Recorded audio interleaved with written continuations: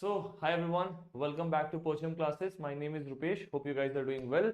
So, this is the Ancient India Last Minute Revision Series. Let me tell this to all of you. जो भी aspirant पहली बार इस series को देख रहे हैं, हमने स्टार्ट किया हुआ यूट्यूब पे last minute revision series. The purpose of this series is कि हम क्या करेंगे, प्रीवियस ईयर क्वेश्चंस के थ्रू हम पूरा का पूरा अपना कॉन्सेप्ट रिवाइज कर रहे होंगे. और इस सीरीज को हमने सारे के सारे सब्जेक्ट्स में स्टार्ट किया हुआ है. प्रीसाइजली हर एक चैप्टर के हर एक टॉपिक के ऊपर में हम आधे आधे घंटे के 40 मिनट के सेशंस में प्रीवियस ईयर क्वेश्चंस को कर रहे हैं. पर्पस ये है कि पीवाईक्यू से कॉन्सेप्ट को रिवाइज करना. ये किन एग्जाम्स के लिए इंपॉर्टेंट है? एसएससी के एग्जाम्स के लिए very very very important. SSC के जो भी डिफरेंट वर्टिकल के एग्जाम है, अभी सीजीएल का नोटिफिकेशन आ चुका है. सीजीएल के एग्जाम आपके सामने आने वाले बहुत जल्दी, टीयर 1 का exam. So this is going to be very very helpful to all of you as well. So this is the third lecture और आज का जो हमारा टॉपिक है एंशिएंट का वो है हमारा मौर्य एम्पायर. इसके पहले हमने ऑलरेडी एंशिएंट के 2-3 टॉपिक्स कर लिए. For example Indus valley civilisation, Vedic age, ये सब हमने कर लिया हुआ है, राइट. ऑल्सो पॉलिटी का भी सीरीज हमने खत्म कर लिया है. हिस्ट्री भी हमारी चल रही है, एंशिएंट इंडिया चल रहा है, राइट. तो एक करके स्टार्ट करते हैं. Let's get started.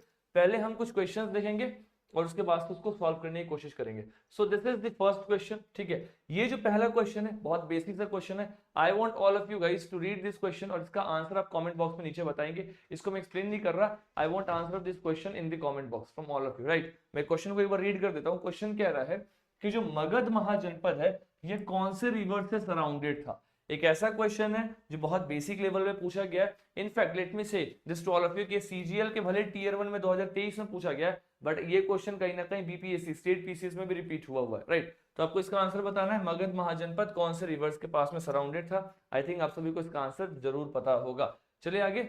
Okay, then moving up with the next question. देखो कहा जा रहा है क्या, सबसे पहले कि dash was the mahajanapada capital of Vajji, right. जो वज्जी है, राइट, ये कौन से महाजनपद का कैपिटल था. तो मैंने इसका एक लिस्ट आपको यहाँ पे दिया हुआ है. बहुत ही सिंपल है. पहले हम देख लेते हैं महाजनपद और उनके लिस्ट के बारे में, उनके कैपिटल्स के बारे में. यहाँ पे एक बार मैं आपको सारे के सारे इंपॉर्टेंट कैपिटल्स करा दूंगा. इसको वैल्यू एडिशन के लिए अपने पास रख लेना, एग्जाम में क्वेश्चंस आते हैं. देखो अंगा एक महाजनपद है, राइट. चंपा इसका कैपिटल है, बिहार में एग्जिस्ट करता है, वो नजर आता है. ये बेसिक से इंफॉर्मेशन है जो सारे एस्पिरेंट्स को पता होना चाहिए. अगर किसी को महाजनपद नहीं पता तो महाजनपद, राइट, इसको अगर आप ब्रेक डाउन करोगे तो आपको इसका आंसर दिख जाएगा. फर्स्ट इज महा, देन नेक्स्ट इज जन एंड नेक्स्ट इज पद. देखो जन मतलब क्या होता है, मतलब ग्रुप ऑफ पीपल, लोग जो एक जगह रहते हैं, दैट्स कॉल्ड जन. जब एक ग्रुप ऑफ लोग किसी जगह पे किसी टेरिटरी पे रहते हैं, मतलब एम्पायर बिल्डिंग शुरू हो जाता है, तो उसको हम बोलते हैं जनपद. क्या बोलते हैं उसको, कहते हैं जनपद. मतलब अब यहाँ से राजा ने अपना एम्पायर बनाना स्टार्ट कर दिया, ग्रुप ऑफ पीपल एक जगह पे रहने लग गए, एक फिक्स टेरिटरी में रहने लग गए. क्या बोलेंगे इसको, जनपद. तो ऐसे ना बहुत सारे जनपद थे. कब, 6th सेंचुरी बीसी. कब है, कब की बात है, तो सर ये बात है हमारी 6th सेंचुरी बीसी की, राइट. इस पर्टिकुलर टाइम पीरियड में बहुत सारे आपको जनपद देखने को मिलेंगे. अच्छा, इन जनपद के बीच में जब आपस में फाइट होगा, राइट, और जो इस फाइट में विक्टोरियस हो जाएगा, जो बहुत बड़ा जनपद बनेगा, उसको हम कहेंगे एमजे. क्या माइकल जैक्सन, नहीं, महाजनपद.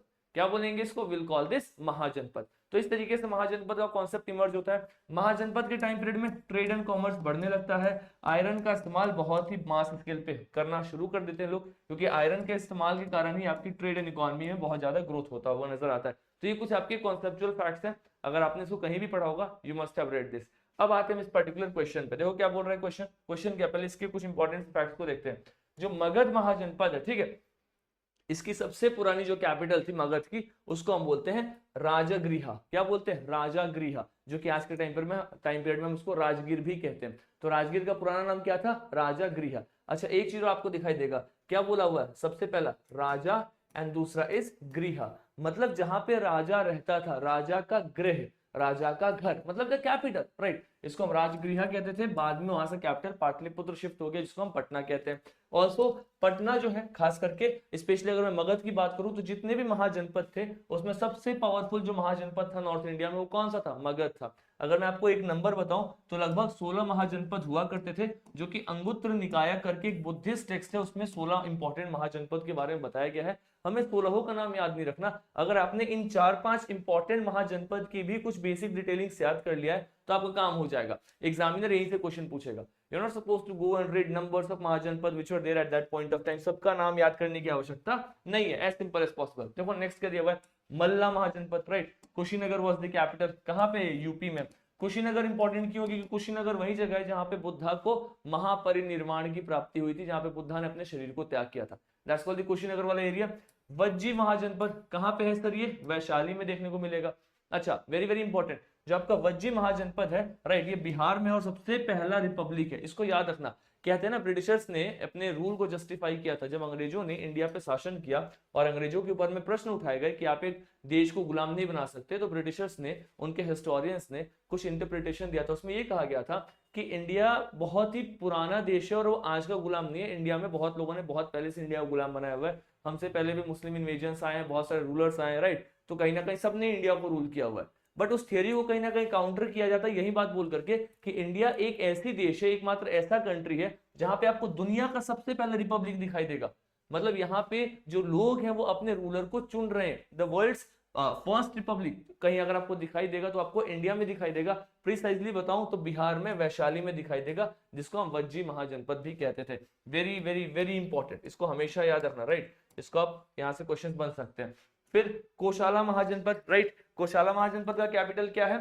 श्रावस्ती है, उत्तर प्रदेश में, और अयोध्या इसका कैपिटल हुआ करता था। तो ये कुछ बेसिक से डिटेलिंग से आई थिंक आप सभी को ध्यान में होनी चाहिए। चलो नेक्स्ट क्वेश्चन पे आते हैं, बताओ इसका आंसर क्या होगा? Late me know the answer every one of you. आराम से रीड करेंगे, आंसर बताएंगे सब लोग। क्या बोला जा रहा है बताओ? बहुत बेसिक सा क्वेश्चन है। Ajatashatru a ruler of Haryanka dynasty was the son of. Ajatashatru किसके बेटे थे हर्यंका डायनेस्टी में? सर ये बिंबिसार के बेटे थे। किसके बेटे थे? बिंबिसार के। अब मैं आपको कुछ यहाँ पे इंपॉर्टेंट चीज बता रहा हूँ। देखो हर्यंका जो डायनेस्टी है ना, हर्यंका डायनेस्टी एक तो सबसे पहली सबसे पावरफुल डायनेस्टी है। इसमें सबसे पहले जो रूलर आए थे उनका नाम था बिंबिसार, राइट। अच्छा, बिंबिसार के बारे में कहते हैं कि ये कॉन्टेम्पररी थे, he was contemporary to Buddha. मतलब बुद्धा के टाइम पीरियड में आपके बिंबिसार साहब एग्जिस्ट करते थे, बुद्धा के कॉन्टेम्पररी थे बिंबिसार। अच्छा, बिंबिसार के बाद जो आते हैं वो आपके ऑब्वियस सी बात है सर अजातशत्रु आते हैं, इसके ऊपर में क्वेश्चन पूछा हुआ है। एक नाम और है जो बच्चों को कंफ्यूज करता है, वो है बिंदुसार। कौन है वो है आपके बिंदुसार। तो बिंदुसार और बिंबिसार में बच्चे बहुत बार कंफ्यूज होते हैं, आप मत कंफ्यूज होना। ये बिंदुसार जो है ये कहीं ना कहीं अशोका के फादर है, यानी कि अशोका के फादर थे बिंदुसार। बिंदुसार के जो फादर थे वो थे आपके चंद्रगुप्त मौर्य। कौन थे आपके? He was the Chandragupta Maurya. कौन सी डायनेस्टी है सर? ये है आपकी मौर्य डायनेस्टी। कौन सी डायनेस्टी है सर? ये आपकी है Maurya dynasty. As simple as possible, ठीक है। तो याद रखेंगे इस चीज को, बिंबिसार और बिंदुसार में बच्चे कंफ्यूज हो जाते हैं, कंफ्यूज नहीं होना। हर्यंका में आपके बिंबिसार हैं और बिंदुसार भाई साहब आपके मौर्य में। याद कैसे करेंगे? आप ऐसे याद कर लो कि अशोका की मूर्ति को ध्यान में रखो और बोलो अशोका के सर पे एक बिंदु है, तो ऐसे बिंदु अशोका से याद हो गया, अशोका बिंदु, यानी कि अशोका के फादर है बिंदुसार, अशोका मौर्य का है तो बिंदुसार भी मौर्य के होंगे। As simple as possible. बचे कौन? बचे भाई साहब बिंबिसार। बिंबिसार बचे हुए डायनेस्टी में डाल दो, यानी कि हर्यंका में आपको बिंबिसार दिखाई देंगे, ठीक है। सीजीएल में पूछा हुआ क्वेश्चन है। चलो नेक्स्ट क्वेश्चन पे आ जाओ, बताओ इसका आंसर क्या होगा? Every one of you let me know the answer in the comment box. बहुत बेसिक से क्वेश्चन है, ये क्वेश्चन गलत नहीं हो सकते, we can not get this question wrong. क्या बोला जा रहा है? देखो, who among the following was the last ruler of the Nanda dynasty? Nanda के लास्ट रूलर कौन थे? याद रखना नंदा डायनेस्टी ना बहुत लंबे समय के लिए रूल करने वाली डायनेस्टी नहीं है। और एक चीज बहुत इंपॉर्टेंट है, नंदा के जो सबसे पहले या सबसे पावरफुल डायनेस्टी में जो रूलर थे उनका नाम था महापद्मनंद। क्या नाम था? महापद्मनंदा, राइट। और जो नंदा के आखिरी रूलर थे डायनेस्टी के उनका नाम था धनानंद। धना NAND, ठीक है, धनानंद। अब देखो महापद्मनंद धनानंद याद कैसे करेंगे? महान नंदा, एक ऐसा नंदा जिसने एक डायनेस्टी को बनाया, महान नंदा, महापद्मनंदा, याद हो गया, ठीक है। मतलब इन्होंने स्टैब्लिश किया। एक ऐसा नंदा रूलर जिसके टाइम पे धन खत्म हो गया, एम्पायर खत्म हो गया, धन खत्म हो गया, तो धनानंद, याद हो गया, ठीक है। तो ये मैंने कुछ बेसिक से टर्म्स बताए इसको रिलेट करने के लिए, ऐसा नहीं है कि बहुत ही महान है और इनके टाइम पीरियड में धन ही खत्म हो गया। मैं निमोनिक के फॉर्म में बता रहा हूँ कि हाँ धन खत्म हो गया, संपत्ति खत्म हो गई, इंपायर खत्म हो गया, सो धनानंद लास्ट वाले, राइट। अच्छा, इंपॉर्टेंट क्या है, धनानंद के टाइम पीरियड पे ही इंडिया के नॉर्थ वेस्ट पे अलेक्जेंडर का इन्वेजन हुआ था। किसका? अलेक्जेंडर का इन्वेजन हुआ था, यानी कि अलेक्जेंडर सिकंदर ने हमारे नॉर्थ वेस्टर्न इंडिया के प्रोविंस में जब इन्वेड किया था, तो उस वक्त मौर्य कह रहा हूँ सॉरी, उस वक्त मगध में जो डायनेस्टी थी वो थी नंदा, और नंदा में थे आपके धनानंद साहब। यही धनानंद साहब को चंद्रगुप्त मौर्य साहब ने हटाया है, राइट, अपने क्या बोलते हैं मिनिस्टर कौटिल्य कहें आप उसको उनको, या विष्णुगुप्त कहें या चाणक्य कहें, इनकी मदद से हराया गया। किसको? धनानंद जी को हटाया गया। धनानंद के बारे में 2-3 और बेसिक से पॉइंट्स बता देता हूँ। धनानंद को ऐसा कहा जाता है, फिर नंदा डायनेस्टी के रूलर्स जो थे उनको कहा जाता है कि ये नन क्षत्रिय थे, ये क्षत्रिय नहीं थे। तो कहीं ना कहीं लोगों का सिंपैथी मिल गया, क्योंकि क्षत्रिय को ही राजा हो सकते हैं, जो इंसान क्षत्रिय ने वो राजा कैसे बन गया, इस चीज को सिंपैथी लेके कहीं ना कहीं चंद्रगुप्त मौर्य और चाणक्य ने इनको हटाया। दूसरा, इनका टैक्सेशन सिस्टम जो था ना, इनका जो टैक्सेशन था बहुत ऑपरेसिव था, राइट, मतलब बहुत ज्यादा टैक्स लेते थे। कहीं ना कहीं जनता इससे भी बहुत परेशान थी, और इसलिए कहीं ना कहीं पब्लिक सेंटिमेंट ऑलरेडी क्रिएट हो रहे थे कि धनानंद साहब को हटाना चाहिए, and he was finally removed away. चलो, so this is the basic stuff. I think यहाँ तो कोई दिक्कत नहीं है, आगे चले। चलो आ जाओ, क्या बोला जा रहा है? Which of the following kings does not belong to the Magadha empire, right, आपको बताना है इसमें से कौन से रूलर है जो मगध से नहीं बिलोंग करते हैं। बेसिकली आपको नाम सबके पता होंगे, बताना है कौन से रूलर है जो नहीं बिलोंग करते हैं। बिंबिसार बिलोंग करते हैं सर, अजातशत्रु बिलोंग करते हैं, महापद्मनंदा बिलोंग करते हैं, आपके राजा धीराजा साहब जो हैं ये नहीं बिलोंग करते हैं। बाकी आपको पता है बिंबिसार, अजातशत्रु, हर्यंका डायनेस्टी और ये आपके नंदा डायनेस्टी, ये लोग तो आपके बिलोंग करते ही हैं। तो इस टाइप के भी क्वेश्चन आ सकते हैं। तो आई थिंक ये सबको क्लियर होगा, right, shall we go head, चले अगले क्वेश्चन पे। तो देखो यहाँ पे ना मैंने क्या किया हुआ है कि एक डायनेस्टी का लिस्ट दे दिया आप सभी के सामने, एक बेसिक सा लिस्ट है डायनेस्टी का। इस प्रिसाइजली लिस्ट में मैंने क्या किया हुआ है, जितने भी इंपॉर्टेंट से डायनेस्टीज हैं उनका नाम दे दिया है, और इन डायनेस्टीज के सामने में जो भी आपके इंपॉर्टेंट से रूलर्स हैं उन रूलर्स का नाम मैंने दे दिया हुआ है। फॉर एग्जाम्पल बिंबिसार हो गए, अजातशत्रु हो गए, उदयन हो गए, ये 3 इंपॉर्टेंट से रूलर है हर्यंका डायनेस्टी के। तो हर्यंका के रूलर्स का नाम क्या है? बिंबिसार, अजातशत्रु, उदयन। हर्यंका के बाद जो अगली डायनेस्टी आती है उसका नाम क्या है? शिशुनाग डायनेस्टी। इसके रूलर का नाम क्या है? शिशुनाग कालाशोका। ये वही कालाशोका जिनके टाइम पीरियड में सेकंड बुद्धिस्ट काउंसिल होता है। अजातशत्रु जिनके टाइम पीरियड में फर्स्ट बुद्धिस्ट काउंसिल होता है, राइट। अशोक, कहाँ गए अशोक? आपको बिंदुसार कहा, अशोक जिनके टाइम पीरियड में थर्ड बुद्धिस्ट काउंसिल होता है। फिर आपको दिखाई देंगे कनिष्का जिनके टाइम पीरियड में फोर्थ बुद्धिस्ट काउंसिल कहाँ पे होता है? कश्मीर में होता है। तो ये कुछ इंपॉर्टेंट बुद्धिस्ट काउंसिल्स हैं, और ये इंपॉर्टेंट है आपकी डायनेस्टी के कुछ इंपॉर्टेंट रूलर्स हैं। इनको ना थोड़ा सा ध्यान में रखना। बाकी अगर आपने हिस्ट्री को बहुत सिस्टमैटिक तरीके से पढ़ा हुआ है तो फिर आपको समस्या नहीं आएगी, you will be able to understand this as well. चलो इसका आंसर बताओ, बहुत सिंपल सा क्वेश्चन है, ठीक है। क्या बोला जा रहा है क्वेश्चन में, बताओ। 4th सेंचुरी बीसी के आसपास में, हाँ, जो आपका मगध का कैपिटल था इसको कहां से कहां शिफ्ट किया गया है?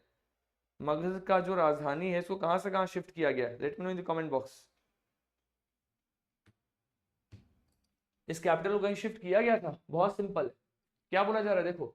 4th century BC the capital of Magadha was shifted to, sir ये पाटलिपुत्र में शिफ्ट हुआ था। कहां हुआ था? पाटलिपुत्र में शिफ्ट हुआ था। किसने शिफ्ट किया था? उदयन। उदयन भाई साहब ने इनको पाटलिपुत्र में शिफ्ट किया था। पाटलिपुत्र से पहले कहां था? तो पहले था सर राजगीर, राइट, राजगीर या फिर राजागृह। राजगीर से पाटलिपुत्र में कैपिटल शिफ्ट होता हुआ नजर आता है। राजगीर की खासियत क्या थी कि ये 5 हिल्स से सराउंडेड था, मतलब 5 पहाड़ियों से सराउंडेड था। तो स्ट्रेटेजिकली एक ऐसा लोकेशन था जिसको इन्वेड करके अंदर जाकर के मतलब एम्पायर को, रूलर को टारगेट करना वाज वेरी टफ, ठीक है। अगर मैं पाटलिपुत्र की बताऊं तो इसकी खासियत ये है कि ये 2 रिवर से सराउंडेड है, सराउंडेड विद 2 रिवर्स, राइट। कौन कौन से रिवर्स हैं? एक है आपके गंगा और एक है आपका सोन। ये 2 रिवर्स पे सराउंडेड है आपका कौन सा? पाटलिपुत्र। तो ये आपको कुछ बेसिक से डिटेलिंग्स आई थिंक आपको पता होना चाहिए, राइट। तो मगध का कैपिटल क्या था? तो मगध का कैपिटल हमारा पाटलिपुत्र में शिफ्ट हुआ था। ये जितना भी बेसिक इंफॉर्मेशन से ऊपर उठ करके इंफॉर्मेशन बता रहा हूँ ना, ये सब याद रखना, राइट, क्योंकि यहीं से क्वेश्चन बनेंगे, इसके अलावा कुछ नहीं पूछेगा। सिर्फ पीवाईक्यू नहीं करा रहा, उसके आसपास के सारे रेलेवेंट फैक्ट्स, फिगर्स, इंफॉर्मेशन सब कुछ करा रहा हूं। बताओ इसका आंसर क्या होगा? Late me know the answer. क्या बोला जा रहा है? Which was the first empire in ancient India to use elephant in its war on large scale? सबसे पहला इंपायर कौन था एंशिएंट इंडिया का जिसने एलिफेंट्स का यूज किया है बहुत बड़े मात्रा में, ऑन लार्ज स्केल? कौन सा था बताओ? एलिफेंट का इस्तेमाल सबसे बड़े मात्रा में कौन से सबसे पहले इंपायर ने किया है? Sir the answer is Magadh, right. Answer क्या होगा? Answer will be Magadh. Magadh answer होने का रीजन क्या है? सर मगध वाले एरिया एक प्लेन एरिया था, और इस प्लेन एरिया में आपको पता चलेगा कि एलिफेंट्स की मात्रा बहुत ज्यादा पाई जाती थी। यहाँ पे अलग अलग डायनेस्टीज में बहुत भारी मात्रा में आपको एलिफेंट्स दिखाई देते हुए नजर आएंगे। So Magadh is the right answer, right. क्योंकि एलिफेंट्स को होने के लिए 2-3 चीजें जरूरी है। एक तो कहीं ट्रॉपिकल एवरग्रीन फॉरेस्ट ना हो, ऐसा ना हो कि बहुत ज्यादा जंगल है वहां पे, और ऐसा भी ना हो कि वो जो पर्टिकुलर एरिया है वो पहाड़ी क्षेत्रों, क्योंकि ऑब्वियस सी बात है हाथी बहुत ज्यादा पहाड़ी क्षेत्र पे नहीं चल सकते, उनको प्लेन एरिया चाहिए, and Magadha was the fertile condition for the elephants to be there, right. इसका बताओ क्या होगा, बहुत बेसिक सा क्वेश्चन है। Who was the founder of Nanda dynasty, बता चुका हूं मैं, कौन है, महान नंदा, महापद्मनंदा। आखिरी कौन है, धनानंद। पूरी कहानी बता दिया हूं, देखो जेई के एग्जाम में पूछा गया क्वेश्चन। चलो बताओ, ये क्वेश्चन इंटरेस्टिंग है, लेट मी सी कितने लोगों को इसका आंसर पता है। Kalinga king Kharavela was associated with which of the following dynasty. जो कलिंगा का रूलर है ना खारवेला, वो इनमें से कौन से वंश, कौन से डायनेस्टी से रिलेटेड है, ठीक है, बताओ कौन से डायनेस्टी से रिलेटेड है। The answer is option A, महामेघवाहना डायनेस्टी। कौन सी डायनेस्टी है, महामेघवाहना डायनेस्टी। ये कुछ इंपॉर्टेंट सी डायनेस्टी, इसको याद रखना। भोज ये अलग डायनेस्टी है एमपी के आसपास में। हरियंका, हरियंका डायनेस्टी में आपको ऑलरेडी बता चुका हूँ, पाटलिपुत्र में। सतवाहनास डेक्कन वाले एरिया में आपको दिखाई देंगे, राइट, जिन्होंने हिस्ट्री का पूरा कोर्स कवर अप किया हुआ है। इनफैक्ट जो भी ऐसे एस्पिरेंट है जो कोर्सेस में उन्होंने पूरी पूरी एसएससी पढ़ा हुआ है या फिर अपने से भी इसको कवर अप किया हुआ है, वो इन सारे इंपॉर्टेंट से डायनेस्टीज के लोकेशन को ट्रेस कर पा रहे होंगे। बट अगर आप प्रेशर हैं, पहली बार देख रहे हैं, आई वुड रिक्वेस्ट यू कि एक बार आप जाओ और जाकर के कोर्सेज को चेकआउट करो, बिकॉज अगर आपको कॉन्सेप्ट्स में इशू है तो वहां पे हमने एक एक चीज को बहुत डिटेल में कवर किया है। और एसएससी के एग्जाम के लिए अभी जस्ट एक बैच स्टार्ट हुआ, only 30 days courses is there, तो आप वहां पे जाकर के चीजों को फटाफट फटाफट रिवाइज कर सकते हो, फिर कवर कर सकते हो। देखो ये भी मैं आपको पढ़ा चुका हूँ, इसमें भी कुछ नया नहीं है। उदयन ने अपने कैपिटल को मगध को पाटलिपुत्र से कहाँ शिफ्ट किया था, मतलब पाटलिपुत्र जो शिफ्ट किया था वो कहाँ से शिफ्ट किया था, तो सर वो राजगीर से पाटलिपुत्र लेकर के आया था उदयन। उदयन कौन सी डायनेस्टी से, sir Udayan is also from the Haryanka dynasty. किससे, हरियंका से, जिसमें हमने बिंबिसार और अजातशत्रु को देखा था, उसके बाद में आपको उदयन देखने को मिलेंगे, जिन्होंने कहीं ना कहीं इसकी राजधानी जो है वो राजगीर से कहाँ की है, पटना की है, या फिर पाटलिपुत्र की है, ऑब्वियस सी बात है, ठीक है। पटना मार्च कहते हैं, पहले इसका नाम क्या था, पाटलिपुत्र था। चलो बताओ, मगध की राजधानी का नाम क्या है। अब ये सब बताने की जरूरत नहीं, मुझे लगता है आप सबको पता है, राजगीर पुरानी राजधानी थी, बेसिक से बहुत डिटेल में हमने इसको कवर अप किया हुआ है। हाँ ये देखो क्वेश्चन क्या बोल रहा है, the Vedas are considered the earliest literary record of Indo Aryan civilisation. There are 4 Vedas, ठीक है, कितनी वेदास है, 4 है, Rig, Sama, Yajur and the fourth one is, हाँ अब बोल रहा है फोर्थ वन कौन सा, फोर्थ वन का आंसर बताने वाला था। 4 वेद की किताब होती है, फोर्थ इज अथर्व वेदा। ऋग वेदा, साम वेदा, यजुर्वेद, अथर्ववेद, ये 4 वेद की किताब है। ये 4 वेद की किताब आपको वैदिक पीरियड से देखने को मिलेगा। किससे देखने को मिलेगा, आपको वैदिक पीरियड से देखने को मिलेगा, जिसमें आपको अर्ली वैदिक एज और लेटर वैदिक एज करके 2 अलग अलग वेजेस दिखाई देंगे। अर्ली वैदिक एज का टाइम पीरियड था सर 1500 बीसी से 1000 बीसी, ठीक है, और लेटर वैदिक एज का टाइम पीरियड था सर 1000 बीसी से 600 BC. So that is how the timing is there, that is how the time period is given, and that is the real answer, Atharva Veda. Very clear to all of you। चलो देखो मैंने यहाँ पे ना आपको एक बहुत ही समराइज फॉर्मेट में सारी वेद को कवर अप कराने के लिए कंटेंट ऐड कर दिया है। जो भी ऐसे एस्पिरेंट है जिनको कंफ्यूजन होता है वेद में, अभी कंफ्यूजन आज के बाद नहीं होगा। देखो सबसे पहले क्या बताया जा रहा है, ऋग्वेद जिसको हम बुक ऑफ मंत्रास भी कहते हैं, बहुत सारे बुक मंत्रास है। सामवेद बुक ऑफ चैंट, मतलब देखो शाम, शाम मतलब समा बांध देना, म्यूजिकल परफॉर्मेंस आपने सुना होगा। तो सामवेद में जो भी चीजें लिखी हुई हैं वो म्यूजिक के फॉर्म में, कैसे, म्यूजिक के फॉर्म में, राइट, म्यूजिकल फॉर्म में। यजुर्वेद में आपको रिचुअल्स दिखाई देगा, राइट, और अथर्ववेद में आपको बुक ऑफ स्पेल्स, मतलब बहुत सारे आपको ऐसे मंत्र तंत्र स्पेल्स करने के लिए दिखाई देंगे, राइट। तो ये 4 आपको अलग अलग सी वेद की किताबें दिखाई देती है। अथर्ववेद जो है प्रिसाइजली अगर हम इसको देखें तो कहीं ना कहीं इस पर्टिकुलर में आपको बहुत सारे एंशियंट सेजेस के बारे में, एंशियंट सेजेस के नॉलेज के बारे में, राइट, बहुत सारी चीजें आपको देखने को मिलेंगी। तो इस तरीके से बेसिक से 4 डिविजन से आप एडिशनल इंफॉर्मेशन देखोगे तो आपको पता चलेगा कि जो ऋग्वेद है ना वो इंडिया की नहीं, दुनिया की सबसे पुरानी किताब है, राइट। और इन सभी किताबों को ना सुश्रुत कहते हैं, सुश्रुत कह रहा हूं, सॉरी, श्रुति कहते हैं। क्या बोलते हैं हम, वी कॉल दिस श्रुति।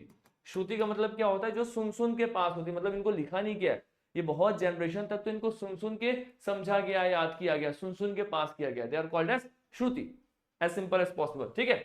और एक चीज और याद रखना, जो ऋग्वेद है उसके 10 अलग अलग पार्ट्स हैं, 10 अलग अलग चैप्टर्स कहो, पार्ट्स कहो, मतलब 10 अलग अलग बुक्स है ऋग्वेद के अंदर में, और उसको हम 10 मंडल कहते हैं। कितना कहते हैं सर, उसके अंदर में हमारे पास में 10 बुक है, इसको हम बोलते हैं मंडल, और लगभग 1028 हाइम्स है। तो ये वर्ड्स को याद रखना, they are very very very important, ठीक है। अगर आपने बेसिकली इतना वेद के बारे में देख लिया तो आपका काम बन जाएगा। चलो which is the oldest of 4 वेदा, बताओ 4 वेद की किताब में सबसे पुरानी वेद की किताब कौन सी है? Yes, that is the correct answer. The correct answer is sir Rigveda. कौन सी किताब है? आपके आंसर होगा सर ऋग्वेद। ऋग्वेद क्यों सबसे पुरानी किताब है? क्योंकि सर जब हम वैदिक एज पढ़ते हैं तो वैदिक एज में हमने इसको 2 पार्ट में क्लासिफाई किया हुआ है। एक को हम बोलते हैं ऋग वैदिक एज और एक को हम बोलते हैं सर लेटर वैदिक एज, राइट। ऋग वैदिक एंड लेटर वैदिक एज। ऋग वैदिक एज कहने का मतलब होता है, ऋग वैदिक एज कहो या फिर इसको आप अर्ली वैदिक एज कहो, दोनों बात बराबर है। इसका मतलब ये है कि इस टाइम पीरियड में ऋग्वेद लिखी गई है, इसलिए अर्ली वैदिक एज का दूसरा नाम क्या है? ऋग वैदिक एज है। टाइम पीरियड बता चुका हूं मैं, क्या है टाइम पीरियड? 1500 टू 1000 बीसी, और इसका टाइम पीरियड पता है आपको क्या है? 1000 BC to 600 BC, as simple as possible. Clear on this everyone of you? चलिए अपन आगे, चलो इसका बताओ which is the oldest of the 4 Vedas? अभी हमने कवर कर लिया, that is the same question been repeating here. Okay, so आज की क्लास में जो कि मैं आपको ऑलरेडी बता चुका था, चैप्टर छोटा सा राइट, मौर्य वाला चैप्टर। इसमें हमने क्या किया, आज की क्लास में जितने भी इंपॉर्टेंट क्वेश्चंस थे मौर्य से, महाजनपद से प्रीसाइजली, और कुछ एक दो क्वेश्चन जो आपके वैदिक एज के थे जो ऑलरेडी हम कवर अप कर चुके थे but still they were there, इनको हम आज कवर अप किया हमने।